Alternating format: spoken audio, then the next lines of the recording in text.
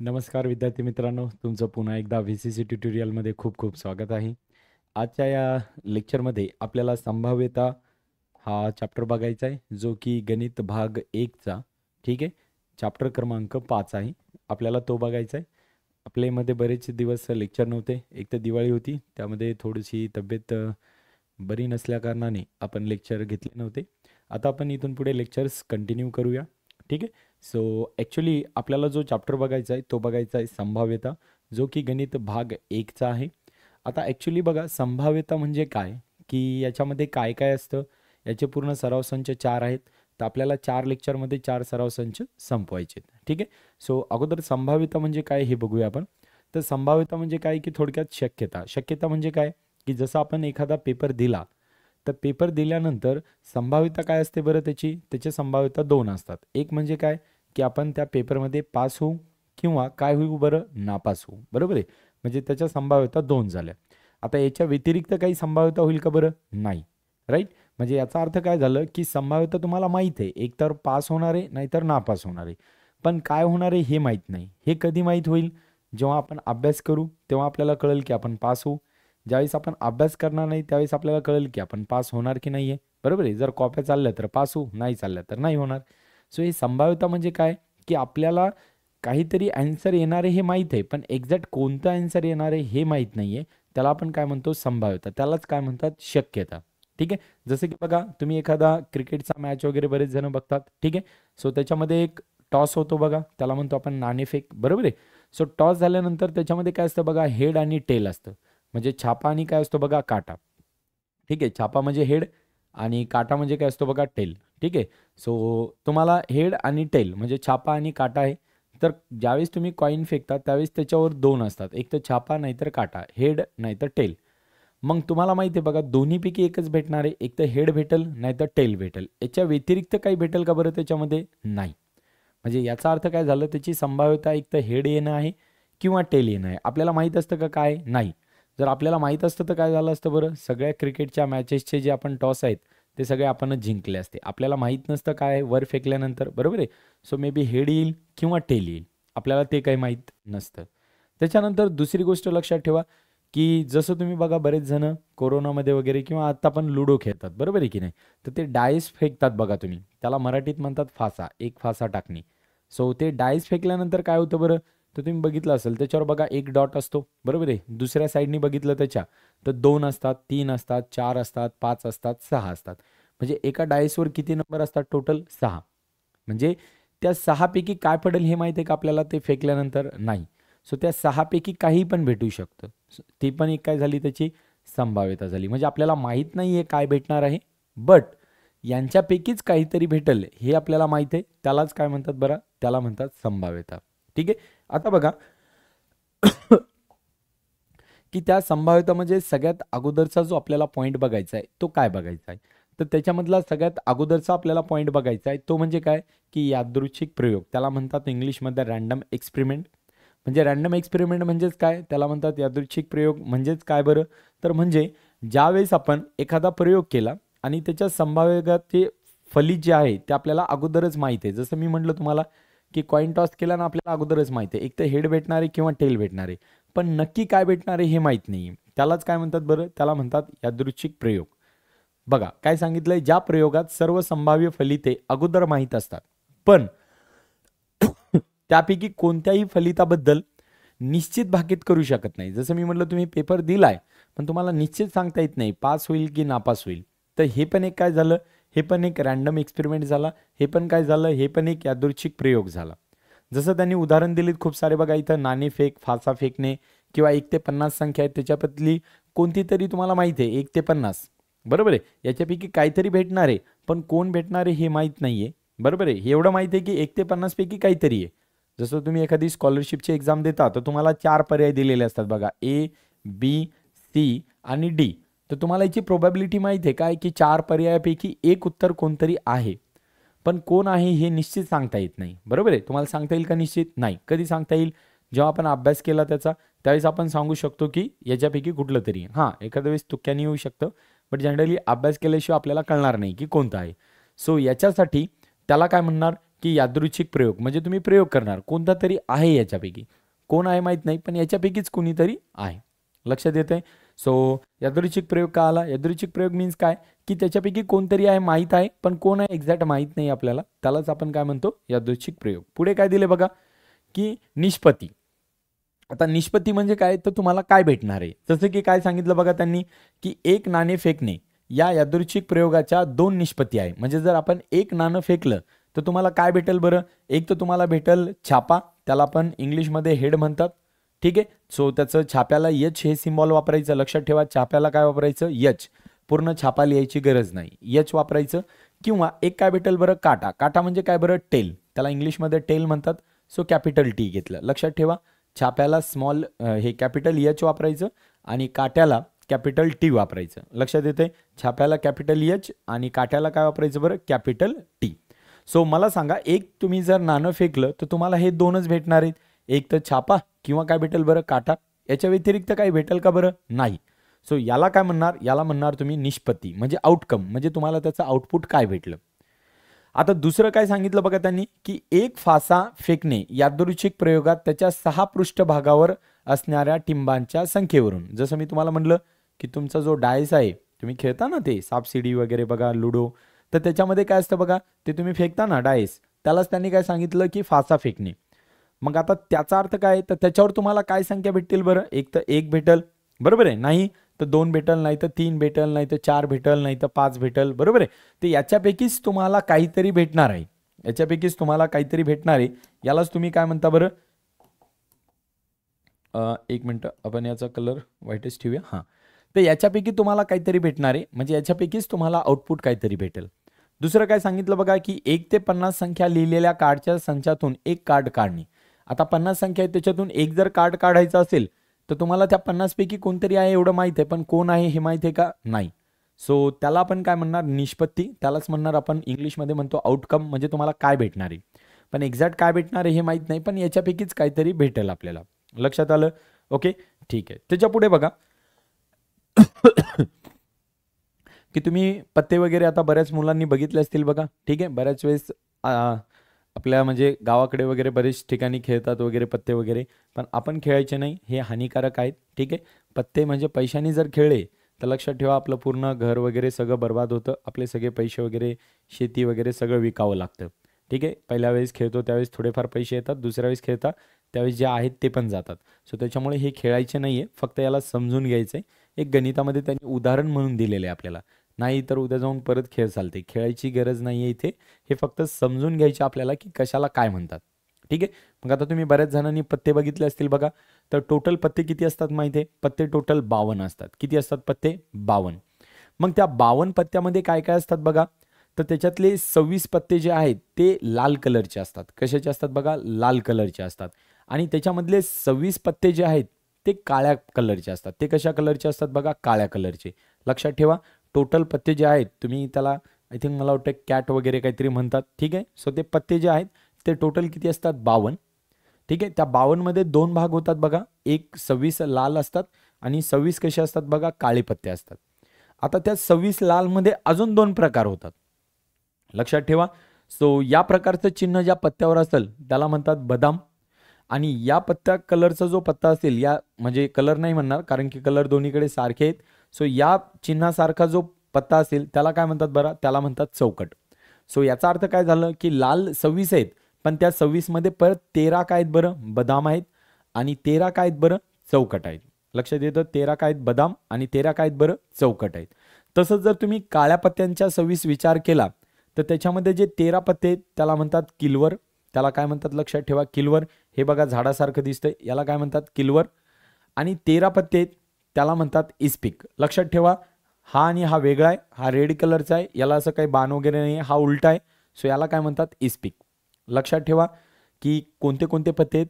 पहिल्यांदा सगळ्यात महत्त्वाचं काय, त्याच्यामध्ये सगळे पत्ते किती असतात? 52. सगळे पत्ते असतात 52. त्या 52 मध्ये 2 प्रकार होतात. 26 कलर लाल असतात आणि 26 पत्ते जे आहेत ते काळ्या कलरचे असतात. 26 पत्ते कोणत्या कलरचे असतात? लाल. 26 कसे असतात? काळ्या कलरचे. त्या 26 पत्त्यामध्ये लालमध्ये परत 13 जण कसे असतात बरं? बदाम. हे जे चिन्ह याला बदाम म्हणतात. आणि 13 कसे असतात बरं? चौकट. तसेच काळ्यामध्ये 13 जण जे आहेत ते किलवर असतात आणि 13 जण जे आहेत ते काय असतात बरं, इस्पिक असतात. लक्षात येतंय. पुढे काय बघा खाली अजून त्यांनी सांगितलं की आता हे जे 13 पत्ते आहेत या 13 पत्त्यामध्ये काय काय असतं बरं, तर त्याच्यामध्ये लिहिलेलं असतं बघा 1 2 3 4. त्याला एक नाही म्हणत, त्याला म्हणतात एक्का. त्याला काय म्हणतात बघा, एक्का. लक्षात ठेवा, याच्यामध्ये हा जो तुमचा पार्ट आहे याच्यामध्ये 13 पत्त्यामध्ये एक एक्का असतो, त्याला ए नी दर्शवतात. इथं चिन्ह दाखवले बघा. त्याच्यानंतर दुसरा काय नंबर असतो बरं, एक नंतर असतो 2 3 4 5 6 7 8 9 10 आणि 11 नसतं. लक्षात ठेवा, कोणते कोणते पत्ते असतात ते 13 पत्ते कोण कोण असतात कळलं. एक नसतं, त्याला एक्का म्हणतात. त्याच्यानंतर 2 3 4 5 6 7 8 9 10. आता 11 नसतं, तर मग 11 नसतं तर काय असतं बरं, मग असतं राजा, राणी आणि गुलाम. कोण कोण असतं, राजा, राणी आणि गुलाम. टोटल 13 आहेत, ते हे 10 झाले. अजून 3 कोण राहिले बरं, तर राजा, राणी आणि गुलाम. कोण राहिले बरं, राजा, राणी आणि गुलाम. लक्षात येतंय. सो टोटल किती पत्ते असतात याच्यामध्ये, 13. तसेच याच्यामध्ये पण चौकटीमध्ये पण किती पत्ते असतात बरं, 13च पत्ते असतात. कोणते 13 असतात, हे 10 आणि राजा, राणी आणि गुलाम हे जे 3 आहेत हे 3. लक्षात येतं. म्हणजे या कलरचे म्हणजे लाल कलरमध्ये बदाम किती असतात, 13. आणि लाल कलरचेच पण चौकट किती असतात, 13 असतात. लक्षात येतं. मग मला सांगा, याच्यामध्ये 13 जे पत्ते हे आहेत बरोबर आहे. सो हे एका पण आहे, पण त्याच्यामध्ये चिन्ह कोणतं असेल बघा, हे वाला असेल. हे पण एक आहे, पण कसं हे ब्लॅकमध्ये आहे आणि याला आपण काय म्हणलं बघा, इस्पिक म्हणलंय. हे कसं आहे बघा, हे झाडासारखं आहे बरोबर आहे. एकाचा आहे, हा पण ए दिलेला आहे बघा, ए म्हणजे एक्का. पण हा कसा आहे, हा आहे किलवर. हा पण एकाच दिलाय बरोबर आहे. इथं ए लिहिलंय, पण इथं कलर कोणता दिलाय, लाल. आणि चिन्ह कोणतं दिलंय, चौकटीचं. सो हे चौकट एक्का झाला. लक्षात येते. मग मला सांगा, प्रत्येकामध्ये एक्के किती आहेत बरं, एक एक आहेत. याच्यामध्ये एक आहे, याच्यामध्ये एक आहे, याच्यामध्ये एक आहे, याच्यामध्ये एक. म्हणजे टोटल एक्के किती असतात, 4. म्हणजे पूर्ण 52 पत्त्यामध्ये टोटल एक्के किती असतात बरं, 4. मग तसं मला सांगा, टोटल राजा किती असतील, 4. राणी किती असतील, 4. गुलाम किती असतील बरं, 4. त्याच्यानंतर दुर्री तिर्री जे म्हणतात त्याला, ते पण किती असतील बरं, 4 असतील. म्हणजे प्रत्येकामध्ये सगळे पत्ते किती आहेत बरं, म्हणजे याच्यामध्ये याच्यामध्ये याच्यामध्ये याच्यामध्ये 13 आहेत. आणि या 13 मध्ये प्रत्येकामध्ये राजा आहे, याच्यामध्ये पण राजा आहे, याच्यामध्ये पण, याच्यामध्ये पण, याच्यामध्ये पण राणी आहे, याच्यामध्ये पण आहे, याच्यामध्ये पण आहे, याच्यामध्ये पण आहे. म्हणजे सगळ्यांकडे एक एक पत्ता आहे. फक्त त्यांचे चित्र आणि कलर हे बदललेलं आहे. चित्र म्हणजे काय, जसं हे चित्र बदामचं आहे, हे चौकटचं आहे, हे इस्पिकचं आहे बरोबर आहे. हे तुम्हाला दिलेलं आहे किलवरचं आहे. आणि कलर बदललेले आहेत, फक्त एवढाच फरक आहे. बाकी सगळ्यांकडे पत्ते सेम असतात. म्हणजे जर तुम्हाला त्यांनी विचारलं की 52 पत्त्यामधून 4 राजा येण्याचे प्रमाण किती आहे, तर 52 मधून 4 किती येतील बरं राजा, आपल्याकडे 4 येतील. कारण की यांच्याकडे एक राजा आहे, यांच्याकडे एक राजा आहे, यांच्याकडे एक आहे, यांच्याकडे एक. ते जर म्हणले ब्लॅक कलरचे म्हणजे काळ्या कलरचे राजा किती येतील, तर किती येतील बरं, फक्त 2 येतील. कारण की यांच्या एक राजा आहे, यांच्याकडे एक. हे येतील का बरं, नाही. का, कारण की हे कोणत्या कलरचे राजा आहेत, 4 लाल.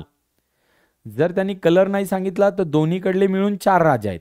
पण त्यांनी जर कलरची आत टाकली तर काळे म्हणले तर 2च येतील, लाल म्हणले तर 2च येतील. लक्षात येते कसं आहे. सो हे पत्ते समजून घ्या, कारण की याच्यावर तुम्हाला गणित आहे पुढे आपल्याला सोडवायचे. त्याच्यामुळे मी तुम्हाला हे सगळं सांगितलंय. अदरवाईज याचा काही वापर करायचा नाही. जसं मी म्हटलं, याला काही खेळायचं वगैरे नाहीये. हे फक्त आपल्याला कळण्यासाठी आपण इथं लिहिलेलं आहे. ओके. सो हे तुम्हाला लक्षात ठेवायचं बघा. त्याच्यानंतर बघा की आता सराव संच 5.1 कडे एकदम सोपा सराव संच आहे. चॅप्टर पण खूप सोपा आहे, संभाव्यता. तर पहिल्या याच्यामध्ये काय सांगितलं बघा त्यांनी, की खालील प्रत्येक बाबतीत किती शक्यता आहेत ते सांगा. आता पहिला प्रश्न काय दिला बरं, की वनिताला महाराष्ट्रातील खालील प्रेक्षणीय ठिकाणांची माहिती आहे. त्या एका ठिकाणी मे महिन्याच्या सुट्टीत ती जाणार आहे. म्हणजे आता वनिता काय करणार आहे, मे महिन्यात सुट्ट्या असतात त्यावेळेस काय करणार आहे, याच्यापैकी एका ठिकाणी कुठेतरी जाणार आहे. पण कुठं जाणार आहे हे माहिती आहे का आपल्याला बरं, नाहीये. मग कुठं जाणार आहे हे माहीत नाहीये, याचा अर्थ त्याची शक्यता काय बरं, शक्यता हीच आहे की ती अजिंठाला पण जाऊ शकते, महाबळेश्वरला पण जाऊ शकते, लोणार सरोवरला पण जाऊ शकते, ताडोबा अभयारण्याला पण जाऊ शकते, त्याच्यानंतर अंबोलीला पण जाऊ शकते, रायगडला पण जाऊ शकते, माथेरानला पण जाऊ शकते आणि आनंदवनला पण जाऊ शकते. म्हणजे कुठं जाणार आहे हे माहीत नाही आपल्याला, पण याच्यापैकी ती कुठेतरी जाणार आहे. लक्षात येतंय. मग मला सांगा, त्याची जी आपल्याला शक्यता काढायची आहे किंवा आपल्याला जे आन्सर काढायचे ते काय येणार आहे बरं, तर त्याच्यामध्ये अजिंठा पण येईल, कॉमा महाबळेश्वर पण येईल, कॉमा लोणार सरोवर पण येईल बरोबर आहे, कॉमा ताडोबा अभयारण्य पण येईल, हे सगळे येतील. म्हणजे टोटल किती आहेत बघा, 1 2 3 4 5 6 7 आणि 8, म्हणजे ती 8 पैकी कुठल्याही ठिकाणी जाऊ शकते. लक्षात आलं? एवढं सोप्या पद्धतीचं आन्सर होतं याचं. काल सगळ्यांना काय फक्त हेच सांगायचं, कारण संभाव्यता विचारली ना, शक्यता. शक्यता म्हणजे काय, याच्यापैकी कुठं तरी जाईल, माहीत नाही. जसं मी म्हटलं तुम्हाला पेपर देऊन आलात काय होईल सांगा, तर तुम्ही त्याची शक्यता काय सांगणार बरं, एक तर पास होईल किंवा नापास होईल. काय होईल हे माहीत नाही, पण दोन्हीपैकी एक होणार आहे. जसं ढग आलेत आकाशामध्ये, तर तुम्ही शक्यता काय सांगता बरं, कुणी म्हणाल पाऊस पडेल, कुणी म्हणाल नाही पडणार. म्हणजे ढग आले म्हणजे पाऊस पडेल असं आहे का, नाही. मग त्याच्यात दोन शक्यता आहेत, एक तर पाऊस पडेल किंवा नाही पडणार. बरोबर आहे. आता तर तुम्ही बघितलं असेल पाऊस आजकाल कुठेही पडतोय, म्हणजे कधीही पडतोय, उन्हाळ्यात, हिवाळ्यात, पावसाळ्यात. म्हणजे आता पावसाळा म्हणून राहिलाच नाही, कधीही पाऊस यायला लागलाय. सो ती शक्यता काय आपण सांगू शकत नाही, पाऊस कधी येईल आता. बरोबर आहे.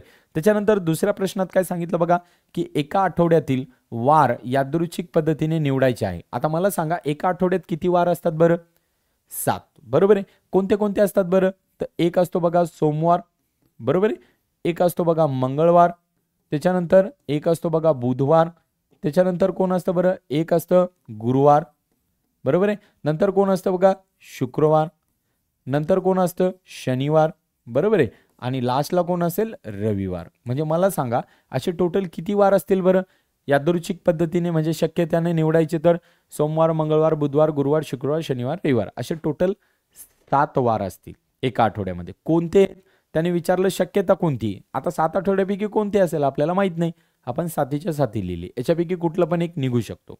क्लिअर आहे. मला सांगा याच्यापैकी एखादा अजून कुठला वार आहे का बरं, नाही, कारण की आपल्याकडे 7च वार आहेत, सोमवार, मंगळवार, बुधवार, गुरुवार, शुक्रवार आणि शनिवार. क्लिअर आहे. ओके. पुढे काय सांगितलं बघा, की पत्त्यांच्या कॅटमधून एक पत्ता यादृच्छिक पद्धतीने निवडायचा. तर आताच आपण बघितलं होतं बघा, की पत्त्याच्या कॅटमधून जर तुम्हाला यादृच्छिक पद्धतीने निवडायचा तर पत्ते किती असतात बरं, टोटल 52. सो 52 मधून तुम्हाला निवडावं लागेल. आता इथं 52 पत्ते लिहायची गरज नाही, का बरं, कारण 52 पत्ते म्हणजे खूप मोठे आहेत आणि एवढे मोठे लिहायची गरज नाहीये. आणि ते कोणते कोणते तर तुम्हाला मी आता डायग्राममध्ये दाखवले, तर ते तेवढे किचकट लिहायची गरज नाही. डायरेक्ट तुम्ही 52 पत्ते आहेत एवढं जरी सांगितलं तरी पण चालतं. लक्षात येतंय. ठीक आहे. आता प्रश्न क्रमांक लास्ट आहे बघा, प्रत्येक कार्डवर एक संख्या याप्रमाणे 10 पासून 20 पर्यंतच्या संख्या लिहिल्या आहेत, त्यातून एक कार्ड यादृच्छिक पद्धतीने निवडायचं. आता त्यांनी काय सांगितलं, की प्रत्येक कार्डवर 10 पासून 20 पर्यंतच्या संख्या आपल्याला लिहायच्या. म्हणजे काय बरं, एका कार्डवर तुम्ही 10 लिहिलं, एकावर किती लिहावं लागेल बरं, 11, त्याच्यानंतर 12, 13, 14, 15, 16, त्याच्यानंतर 17, त्याच्यानंतर 18, 19 आणि 20, तुम्हाला टोटल एवढे नंबर लिहायचे. त्याने काय सांगितलं बघा, प्रत्येक कार्डवर एक संख्या याप्रमाणे 10 ते 20 पर्यंतच्या संख्या लिहिल्या आहेत. म्हणजे प्रत्येक कार्डवर मी एक एक संख्या लिहिली, कुठून 10 पासून 20 पर्यंत. तर आता मला सांगा, त्यातून एक कार्ड यादृच्छिक पद्धतीने निवडायचे, याच्यातून एक कार्ड घ्यायचं, मग त्याची शक्यता काय बरं, तर किती टोटल आहेत बघा, 1 2 3 4 5 6 7 8 9 10 आणि 11, टोटल 11 पत्ते आहेत. तर 11 मधून कुणी पण घ्यावं लागेल. लक्षात येते. सो त्याची शक्यता किती पत्त्यांची, सॉरी किती संख्यांची झाली किंवा किती कार्डची झाली बरं, 11 कार्डची झाली. लक्षात येते. 11 कशामुळे आलं, का आलं का, नाही तर तुम्हाला 10 ते 20 पर्यंत वाटायचं, 10 संख्या आहेत, 10 संख्या नाही. त्यांनी काय सांगितलं, प्रत्येक कार्डवर 10 पासून 20 पर्यंत नंबर द्या. मग एकावर 10 दिलाय, एकावर 11 दिलाय, 12 दिलाय, अशी किती संख्या दिल्या बरं, किंवा असे किती नंबर दिले बरं, आपण 20 नंबर दिले. लक्षात येते कसं सोडवलंय. सो अशा प्रकारे तुमचा हा जो सराव संच होता 5.1 हा तुमचा इथे संपला. एकदम साधा आणि सिंपल होता. लक्षात ठेवा, तुम्हाला हा चार्ट जो आहे हे लक्षात ठेवायचं आहे, हे सगळ्यात महत्त्वाचं आहे, पुढे याचा वापर करायचा आहे. ठीक आहे. आणि हे पण लक्षात ठेवा, की हेड म्हणजेच कॅपिटल एच म्हणजेच त्याला मराठीमध्ये आपण छापा म्हणतो, आणि कॅपिटल टी म्हणजे त्याला आपण काटा म्हणतो. हे पण एक लक्षात ठेवा, की कॅपिटल एच म्हणजे छापा आणि कॅपिटल टी म्हणजे काय बरं, काटा. ओके, ठीक आहे. सो भेटूया आपण नेक्स्ट लेक्चरमध्ये. सराव संचेच्या पुढचा आपण घेऊया, जो सराव संच 5.2 आहे. एकदम सिंपल आहे तो पण. त्याच्यामध्ये तुम्हाला फक्त सांगायचं आहे की कोणत्या कोणत्या घटना आहेत, कशा लिहिल्या गेल्यात आणि त्याचं उत्तर कसं काढलं जातं. ठीक आहे. सो भेटूया नेक्स्ट लेक्चरमध्ये. तोपर्यंत धन्यवाद. Thank you so much.